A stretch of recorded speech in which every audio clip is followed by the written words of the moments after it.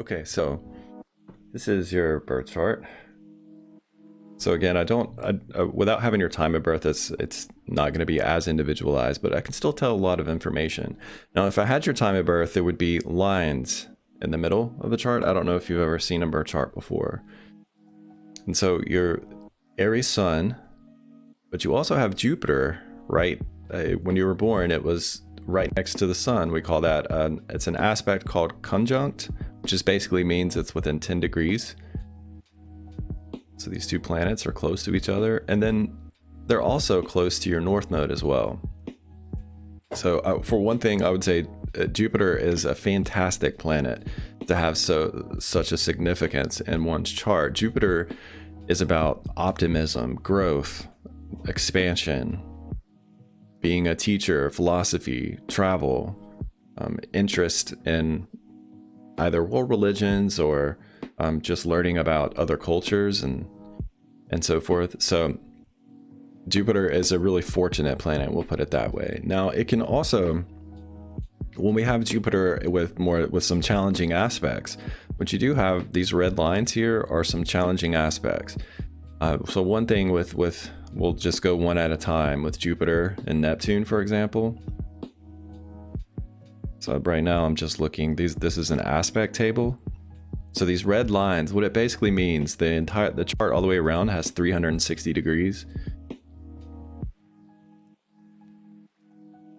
Oh, you can't find that time. Okay. So tell me, have you seen your birth chart before? Did you know what your moon sign was prior to this reading?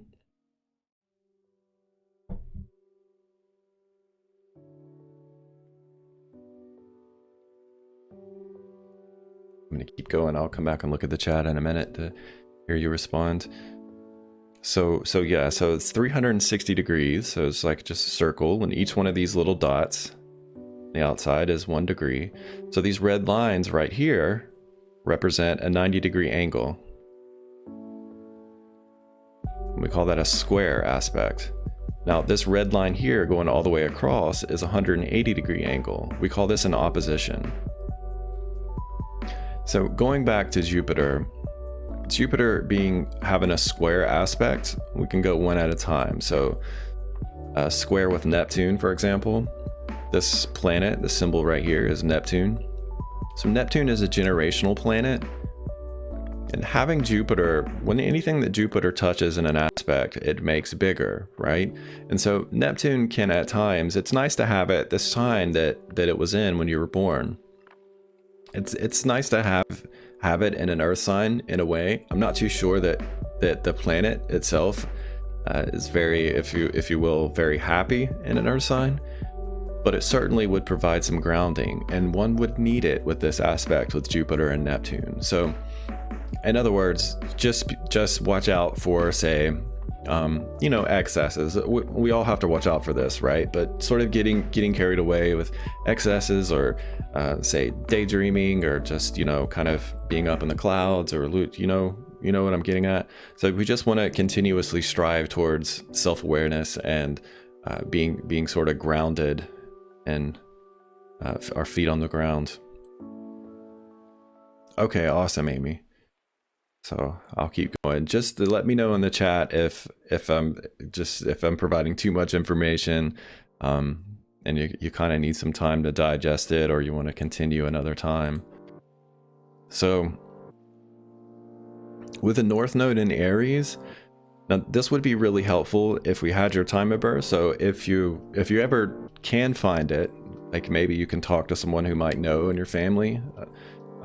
Usually the more accurate the better, really, but so for the North Node, this is going to represent life path.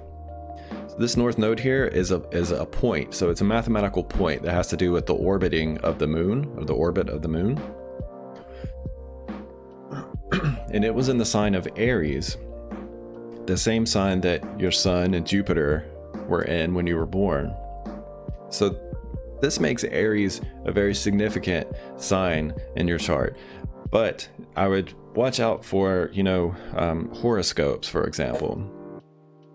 When you read horoscopes, they're supposed to be based off not our sun sign, but our rising sign. Our rising sign has to do with what sign was on the horizon at the time that we were born.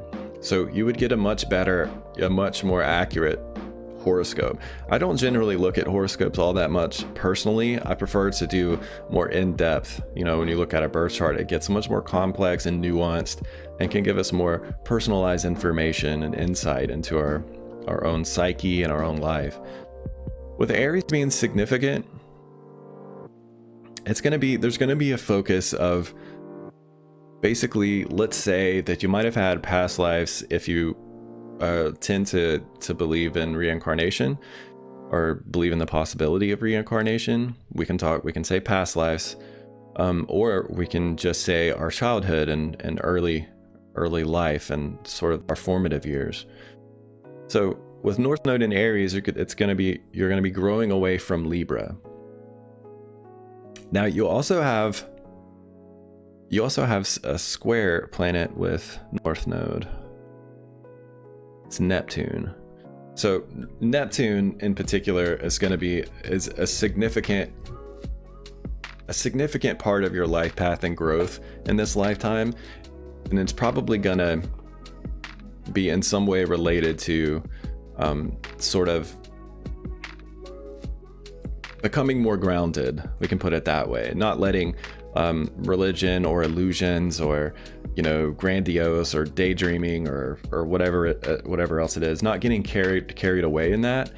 Having moderation, really practicing moderation in life, and grounding. The resolution node would be the South Node. So in some way, shape, or form, I would suggest possibly learning from others, but in particular, having relationships where you have your feet on the ground. So I don't just mean romantic relationships, although it could very much pertain to romantic relationships.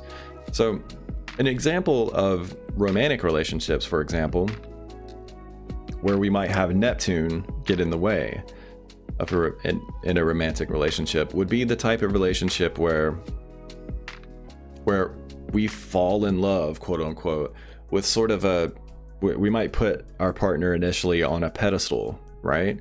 And so we might overly romanticize or overly idealize our partner.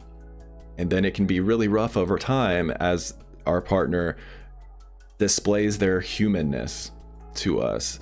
It can sort of shock us into reality, right? And so it in itself can be almost traumatic, because you have to come to grips, you have to come back to reality, and you realize that this is a human being that I put on a pedestal. And the question is, are you going to be able to maintain a long-term relationship if you put someone on a pedestal and now you're coming to the realization that this is not an idealized sort of fantasy, right? But more of a human being with all kinds of quirks and so forth, that is going to make mistakes, and so that's what it's asking us to do when it comes to relationships. So again, Neptune is a skip step on your nodal axis. I have a skip step with mine. I have Mercury, the planet Mercury. So anyhow, so you'd also want to watch out for beliefs, like limited beliefs and maybe expectations for relationships. I would say particularly as it pertains to beliefs. So I don't know if you have any specific expectations about relationships when it comes to religion or beliefs, but you might just here, I'm gonna go to chat and see if you've said anything yet. Oh, no, I mean, sorry, Amy, I'm just catching up. Hi, Fortnite gamer. What's up? You're Sagittarius sun, huh? Very cool. Do you know your moon sign? So, Amy, no, I don't mean mental breakdown, although that is something that you and others might have experienced at some time in your life. But no, I don't mean that it has to do that. Just trauma. I kind of use that loosely. Just basically like it's kind of like a. You know how like, for example, Okay, cool, Fortnite gamer. If you like, if you stick around, I'll pull up your birth chart and we'll talk some about it. If you like. Anyway, Amy, you know how you know how sometimes when we have a dream or we have like a passion about something, like for example, like if somebody loved to draw, or if they love to play music or loved music, and then let's say they went to school and had to like deal with the everyday reality of studying or yeah, basically focusing on it like 8 hours a day. Sometimes people will, and then also deal with the reality of what it actually takes to, say, make money in the field or something along those lines. And so we sort of kind of get woken up to the reality of what it really means to be, say, a professional artist or a professional musician or whatever it is it might be, right? That we're sort of dreaming about and striving for in a sort of like big sort of way. I don't know, I can't think of another word that I mean by that. So but anyways, it's when I say traumatic, it's just not, yeah, I don't mean it in a literal sense. I mean it more in sort of a loose sense. But yeah, trauma probably wasn't the best word. Now, if there have been some issues with, say, mental health or something along those lines, it's very common in people in general, right? Like, for example, in the US, we have a mental health epidemic right now, so you're not alone. If that were to be the case, I'm not saying it is, but in general, you asked about life path, so that's one of the things that I would steer for. You're also going to want to watch out for codependent relationships, right? And that not just in romantic relationships, but just relationships in life in general. There might be a tendency towards you're growing away from Libra during this lifetime, right? So to watch out for. So the North Node in Aries, what it's asking, and then you also have Sun and Jupiter. What's asking one to do is to become more self-assertive, right? And so this is like a lifelong journey of learning to become more self-assertive, a bit less sort of stuck in the blurry the blurred lines of relationships that sort of don't have really good boundaries, right? And so it's really asking you to develop your own path. So Aries sort of symbolizes that. It's like a trailblazer, right? And so in this case, when your North Node is in Aries, it might be uncomfortable for you to sort of go your own way. And it would really help if we had your time of birth again, because we'd be able to see what area, what house it would be in, what area of life where you might be really trying in this lifetime to go your own way. But that's some basic information.